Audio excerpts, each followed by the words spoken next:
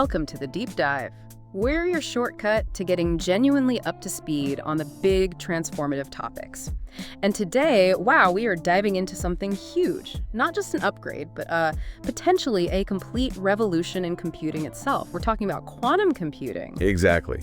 And our mission here is pretty Let's clear. go. We want to explore what quantum computing actually is, how it works under the hood, and maybe touch on the really profound ways it's set to change, well, almost everything. We've gone through a ton of recent research, articles, expert notes, basically distilling it all down to the key stuff you need to know, trying to cut through the hype and the really dense theory. Okay, good. Let's unpack this then. So normal computers, the ones we use every day, they run on bits, right? Simple, on or off, 0 or 1. But quantum computers, they're playing a totally different game. So what makes these quantum bits so fundamentally different? Is it just about being faster, or is it like a whole new way of thinking about calculation? Oh, it's definitely a whole new way of thinking, a new paradigm, really. The core difference is the qubit, the quantum bit. Now, unlike a classical bit, a qubit can be in superposition. What that means is it's not strictly a 0 or a 1, it can be both at the same time. Or, maybe more accurately, it holds a probability of being either. Like a spinning coin before it lands. Yeah, that's a pretty good analogy. It's neither heads nor tails until you measure it.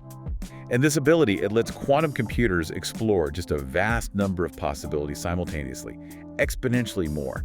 And then you add quantum entanglement. This is, it's almost spooky. Right, Einstein's spooky action at a distance. Exactly that. You link 2 or more qubits, and the state of one instantly influences the state of the other, no matter how far apart they are. So superposition and entanglement, those 2 quantum phenomena together, they give quantum computers the power to tackle problems that are just completely impossible for even the biggest classical supercomputers we have today, or ever will have. Okay, that's where it starts to get really interesting, because these aren't just lab curiosities. They have massive real-world implications. So where are we likely to see the first big impacts? Maybe let's start with something vital for everyone. Cybersecurity. Cryptography. What does quantum computing mean for the encryption we rely on right now, like RSA, ECC, the stuff protecting our banks, our messages? Well, frankly, it poses a huge threat, a very serious one. There's something called Shor's algorithm. Run that on a big enough, stale enough quantum computer, and it could theoretically break most modern encryption methods. We're talking minutes, maybe hours, for something that would take a classical computer literally thousands, maybe millions of years. Wow, okay, so that basically breaks the internet security model. Potentially, yes. It means we absolutely need to rethink our entire digital security infrastructure. But, and this is crucial, quantum mechanics also offers the solution. We're developing quantum encryption, things like quantum key distribution or QKD. It uses quantum principles to create communication channels that are, theoretically, almost impossible to hack. So it's the poison and the antidote. In a way, yes. It forces a massive upgrade, but potentially to a much more secure future system. Okay, that's a wild swing. Let's pivot to another huge area, artificial intelligence, AI, machine learning. They eat data for breakfast. How do quantum computers change the game there? Can they really help AI learn faster or better? It's not just about speed, although they are faster for certain tasks. It's more about handling complexity and finding patterns classical computers might miss. Quantum-enhanced machine learning algorithms, they can navigate these incredibly complex high-dimensional data spaces much more effectively. So you could see AI models learning and adapting way faster, maybe identifying subtle correlations in data that are currently invisible. Which could mean? Well, think about medical diagnostics. Potentially much higher accuracy, catching diseases earlier, or self-driving cars, making them significantly safer, more responsive by processing complex sensor data more effectively. Robotics, too. More adaptable robots that can function better in unpredictable environments. It's about enabling a smarter, more nuanced kind of AI. And sticking with the health theme, what about drug discovery? I know simulating molecules is incredibly hard for current computers. Exactly. Classical computers really struggle to accurately model the quantum interactions within complex molecules, like proteins. It's just too computationally expensive. Quantum computers, though, are naturally suited for this. They operate on the same quantum principles, so they can simulate these molecules with much, much greater fidelity. So we could design new drugs faster. Dramatically faster. Finding new drug candidates, developing vaccines, potentially finding treatments or even cures for diseases like Alzheimer's, certain cancers. We could potentially shorten research timelines from a decade or more, down to maybe months or even weeks in some cases, getting vital treatments developed and out there much quicker. Okay, let's shift gears to finance. Wall Street, banking. How could quantum algorithms change things like financial modeling or spotting fraud?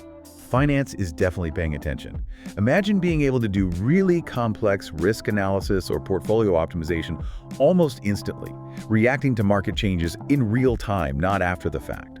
Fraud detection could become predictive, spotting patterns that signal fraud before it even happens. So banks are already looking into this. Oh yes.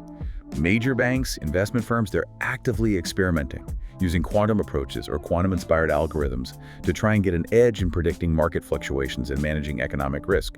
It's about handling that extreme complexity inherent in financial markets. And what about something huge like climate change? Modeling the climate, predicting weather. That involves insane amounts of data, right? Absolutely astronomical amounts, and billions of interacting variables. This is another area where quantum computers could excel. Their ability to handle these massive, complex simulations could lead to far more accurate climate models and weather forecasts, which, helps us prepare and respond better. And beyond modeling, quantum computing could help discover new materials, maybe for better solar cells or batteries, or even help optimize energy grids, make them more efficient, maybe even aid in fusion energy research. So greener energy, better predictions. That's the hope, yes. Tackling big, complex system problems. Which brings us neatly to logistics. Things like shipping, airlines, manufacturing supply chains, these are giant optimization puzzles. Precisely. And quantum computers, particularly certain types like quantum annealers, are really good at optimization problems, finding the best solution out of a near infinite number of possibilities. Think optimizing delivery routes for a global shipping company, or scheduling thousands of flights to minimize delays and fuel use, reducing costs, cutting emissions. Any real-world examples yet? Yeah, Volkswagen actually did a project using D-Wave's quantum annealer to optimize traffic flow for buses in Lisbon, trying to minimize congestion. It's early days, but it shows the practical potential for making complex systems run much more efficiently. Okay, this all sounds incredibly promising, almost revolutionary across the board. But it can't be that easy, right? There've got to be some major hurdles. What are the big challenges holding quantum computing back right now? Oh, absolutely. There are significant challenges. Probably the biggest one is qubit stability. These quantum states, superposition and entanglement, they're incredibly fragile.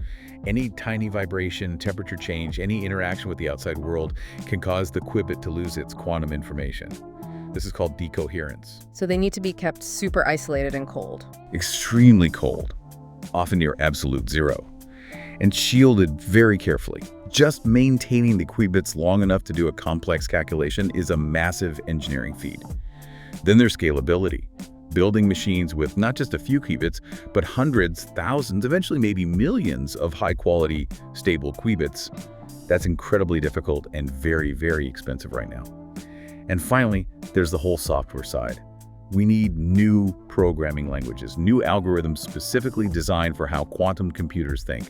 It's a completely different way of programming compared to classical computers. Right. And because of all that complexity and cost, this isn't technology you can just, buy off the shelf yet. It's mostly in the hands of big companies and research labs. That's largely true. You've got major players like Google who made that big quantum supremacy claim back in 2019. Right, solving that specific problem super fast. Yeah, claiming their Sycamore processor did a calculation in 200 seconds that would take the world's best supercomputer, Summit at the time, something like 10,000 years, though there was some debate about that comparison. Then you have IBM. With IBM Q, they've been leaders in providing cloud access to their quantum computers, letting researchers experiment. D-Wave Systems focuses on quantum annealing, which is tailored for optimization problems, as we mentioned. And startups, too. Definitely. There's a really vibrant startup scene. Companies like Rigetti, IonQ, which uses trapped ions for their qubits, and Xanadu up in Canada, working on photonic quantum computing. They're all pushing the boundaries really fast, exploring different approaches. Okay, so despite the challenges, there's clearly a lot of momentum. Looking down the road then, say 10, 15, 20 years, what does the world look like if quantum computing really takes off? What are the big picture implications? Well, projecting out to maybe 2030, 2040, it's quite possible that the supercomputers we think are incredibly powerful today will seem almost quaint, primitive even. As we discussed, this likely forces a complete overhaul of cybersecurity. We'll need quantum-resistant encryption deployed pretty much everywhere. That's a massive undertaking. Whole new internet backbone, essentially. In terms of security protocols, yes. And beyond that, expect major breakthroughs in basic science, physics, chemistry, material science, maybe even understanding the brain, neuroscience, because we'll have this powerful new tool to simulate and understand complex quantum systems. And inevitably, there's the geopolitical angle. You're already seeing a kind of quantum arms race develop between nations like the US, China, European countries.